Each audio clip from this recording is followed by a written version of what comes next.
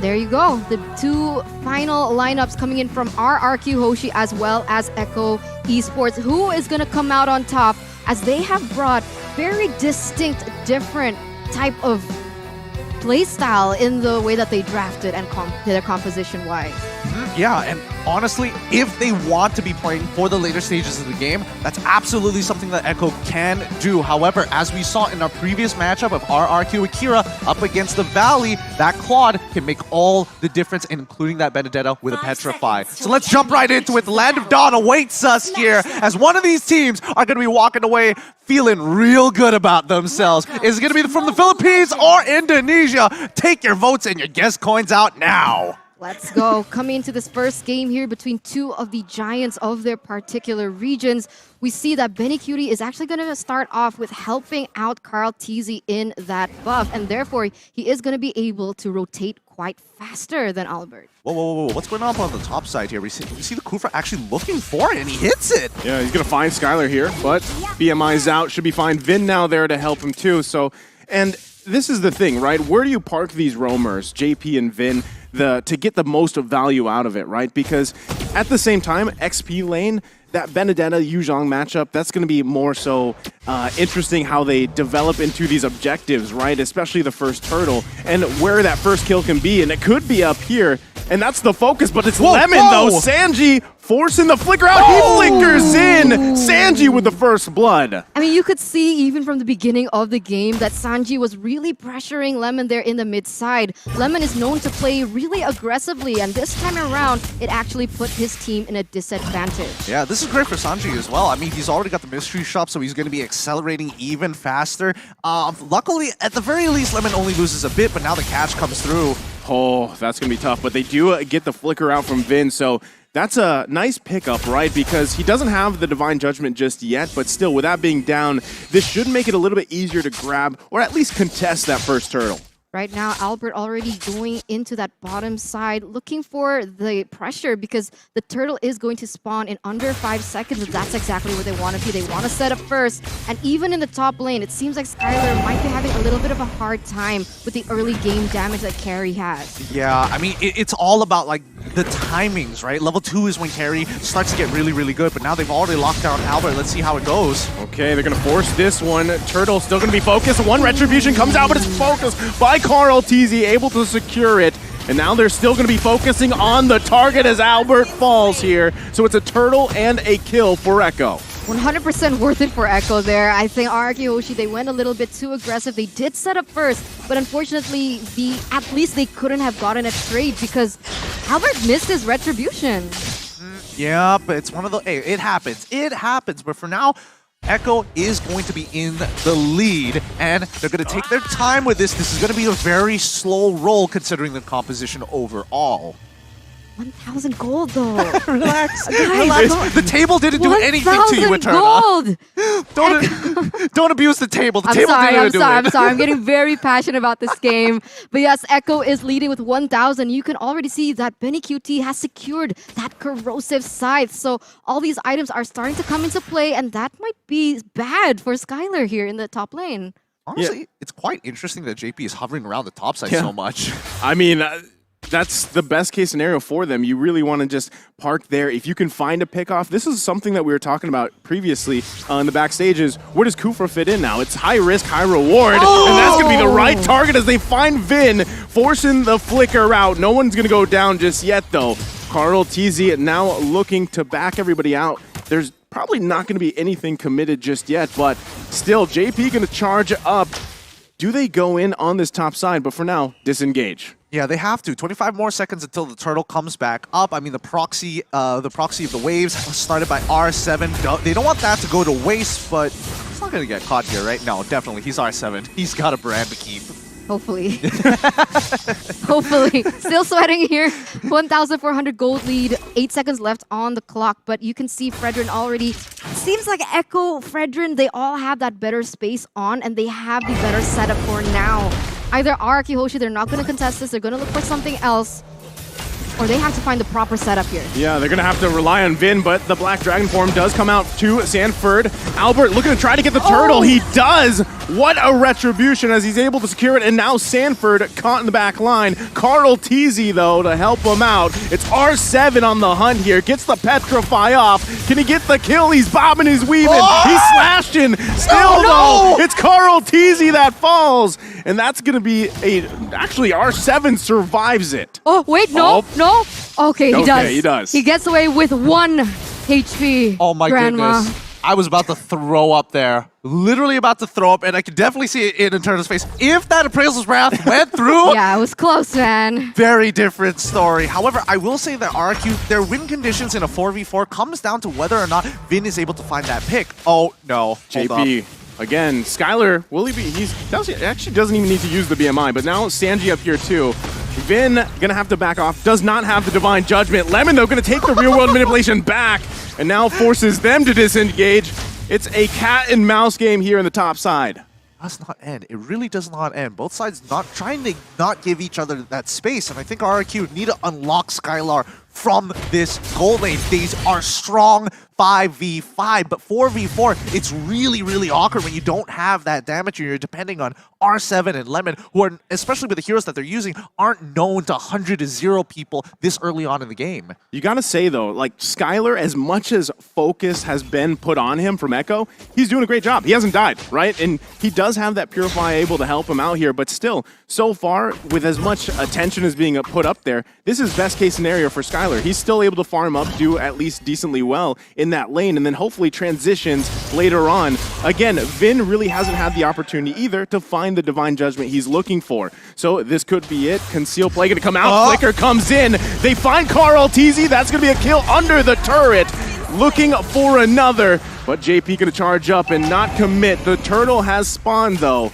So now does RRQ look to take the turtle here with Carl Teasy down. Doesn't seem like they want to. They have a man advantage though, so it should favor them in particular. But look at Benny Cutie. He is so focused on those objectives. He's gonna get a tower to the top side. But oh my god, Albert! They're gonna find Albert here. Quite a few combinations coming out. Albert gonna fall, but look at the damage from the Electo final blow. R7 gets Sanford. It's Skylar that grabs the kill. Benny Cutie on the backside. He's in misplaced. Benny Cutie though with a play before he goes down. He's 1 hit away. Wait. Benny Cutie survives. Oh, 2 for 2 for now, but that was beautifully done by Echo. Okay, they did have a lot of casualties, but they are going to be able to force and push RRQ off this next turtle and even perhaps take it for themselves. The pressure is on. Did Benny QT just first item Wind of Nature to survive that with 1 HP?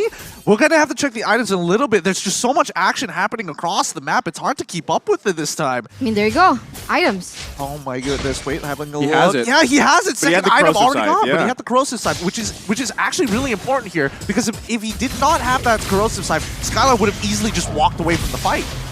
Man, that is such a clutch moment to have that too, and just the way that all played out. Again, Benny Cutie able to grab that early kill does set him up here, but Skylar still, right? He's managed to grab 2 himself, so those marksmen, those gold lanes are really going to pop off as we get into the further part of the mid to late game here.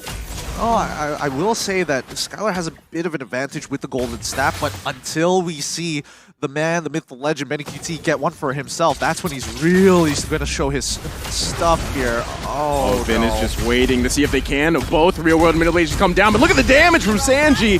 Able to grab a kill, Lemon falls. Carl Teasy on the backside, though, now on the hunt for Skylar.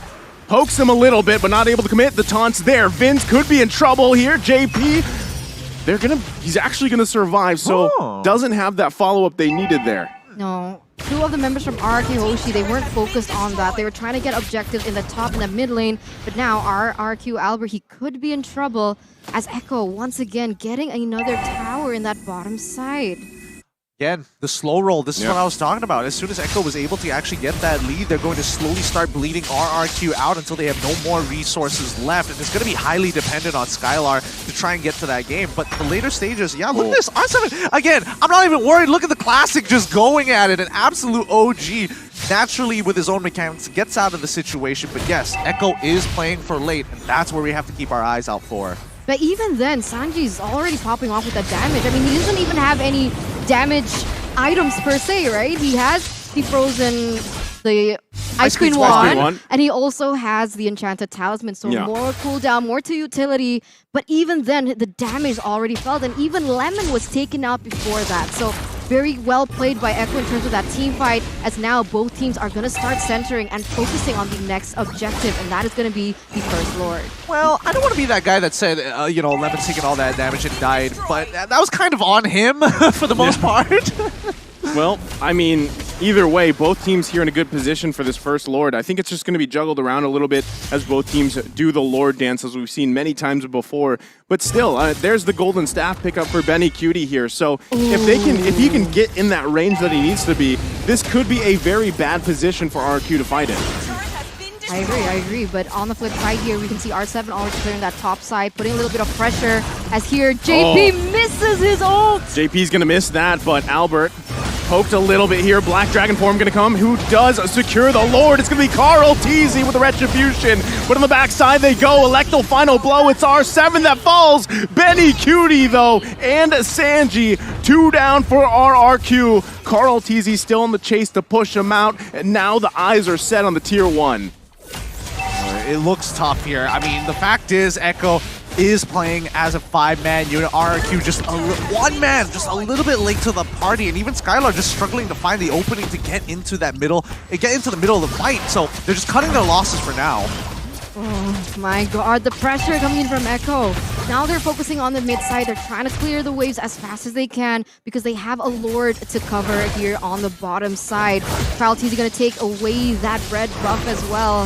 This is looking quite chaotic for RRQ. Oh, Albert going to get caught here in a bad position. He's going to heavy spin, try to get out of there, pushing Carl Teasy into the turret. Able to grab a kill himself. Albert with a pickup. They lose that turret, though. Does Echo press the situation here? JP going to jump in, finding Albert. Rear world manipulation going to come down from Lemon, forcing Echo back a little bit here. Black Dragon form committed. It's Albert, one hit away as he goes down from Benny Cutie. No Lemon way. falls too. JP into the deep of the base, but R7 with a massive play. Electo final blow committed as 3 fall for Echo. Oh my god.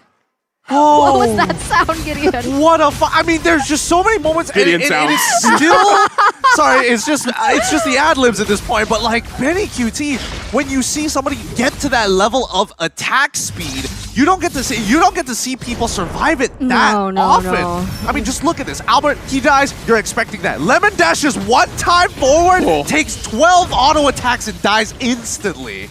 And look at this, Vin also taking so much damage, but this is the masterpiece. R7 able to deal out so much damage there in the bot side, and even buy enough time for RRQ Hoshi to kind of recalibrate themselves into this next part. But we're going to take a little look into the items first. Looking at R7 right now, he's currently 3 items. I think he's building into a Malefic Roar for his 4th. Looking at Skylar, he's in a good position with 3 items in and of itself. But if we're looking at supports, that's the big difference here. Because with the supports, they're building as tanky as possible, but Immortality makes all the difference for a Kufra. Yeah, I mean, I gotta say, the question about Kufra, you know, where does he fit so far? Because he's kind of, in a way, that hero has fallen off a little bit. But so far, JP's doing an amazing job at really finding the setups that he needs to, utilizing the Kufra here. Especially, I mean, with Sanji setting up those perfect real-world manipulations so far, Lemon's doing it too. But the thing is, I haven't seen Vin just yet exactly find the mark he does. He has the 7 assists. He's finding targets. But if he can cancel out Sanji, that's going to be a huge play for RRQ. Okay, that's a good disengage. Nobody is going to, bite the bullet for now. And I think RRQ also understands, like, yeah, we're slightly behind, but it's not the end of the world.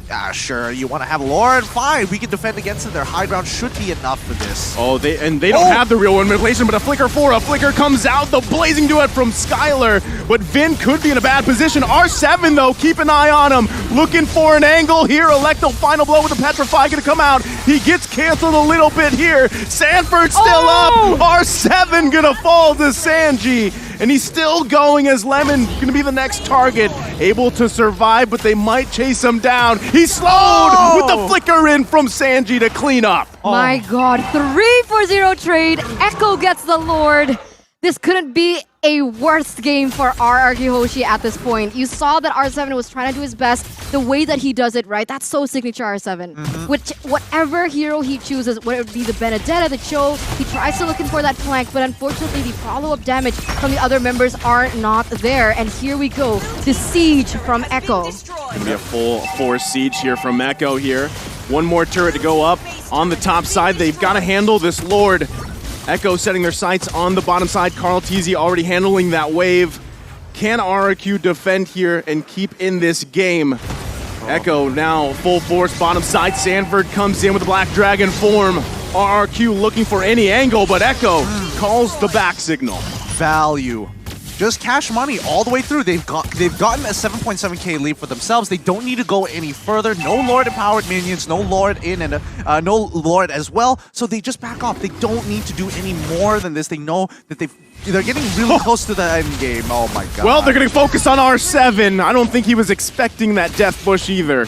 Oh, that's so cheesy. It always works. It works every single time. Everybody forgets about the bottom and top rush, and this time R7 has to pay the price. Right now, when we're talking about this Kufra, there is, I mean, in previous metas, we have seen Kufra play into the Kaja because it doesn't allow Kaja to get away after the Divine Judgment. Oh man, Echo looking to end the game here as both real-world animations come down across from each other. Lemon and Sanji, still no commitment yet on that crystal from Echo. Anybody else getting bombing run vibes just to be like, just to show dominance? It's like, yeah, I can mess with you too. I can tap faster. Man, 8,000 gold lead for Echo up until this point, and the damage dealt is mostly coming in from Sanji. So that's why I love the Give in this current meta. I love it because you don't have to build too much damage. You can build for utility. You can build something like the Brute Force Breastplate, but still have as much damage as all the other members.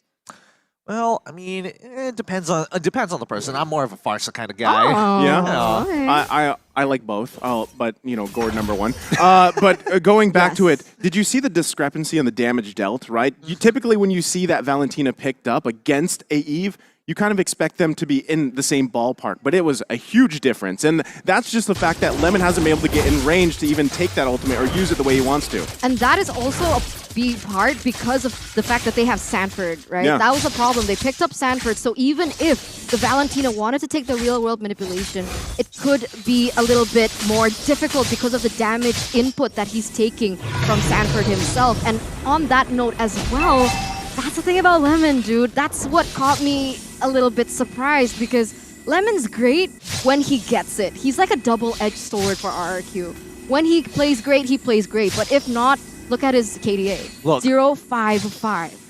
Everybody has their day, right? Knowing Lemon and seeing his career over many, many seasons and many, many M series. Oh god, Oh R7's man, R7 gonna just be deleted once again. Death Bush, but this time in the mid lane, Sanford forcing everybody back. The Black Dragon form, and just like that, Echo grabs himself another Lord. Oh, that's so brutal. This Kufra is just getting so much more value than I was expecting. I feel like now is the time to respect the Kufra. Prior to this, they should have absolutely disrespected JP. Like, what was he really going to do? And the fact that they didn't have R7 on Benedetta, maybe they could have made some play towards the mid lane like Takashi did against the Valley. So that's what I'm hoping to see. But right now, Echo, they've got all the marbles in their court, and they're just going to slowly lob them down one by one until this crystal breaks. Look at JP charging up once again. Not going to commit to that, though. Lord here in the middle lane of the base of RRQ. They're going to set it up. Lemon with the real-world manipulation. JP going to go in, finds a couple of targets, but has to get out of dodge as well. It's Albert taking the brunt of the damage. It's R7 that falls again, though. Echo still pressing the situation here, looking to end the game as Vin falls and they find another. Benny Cutie free-firing the backside, and now it's going to be the crystal worked on. Echo takes the game against RRQ. Clean from Echo from the Philippines. That was so beautiful to watch at the end. The damage coming in from that carry was just so terrifying. It was disgusting at that point. It is. You can literally see the light wheels just overlapping each other because there's so many auto attacks. Sometimes there's two in one. You never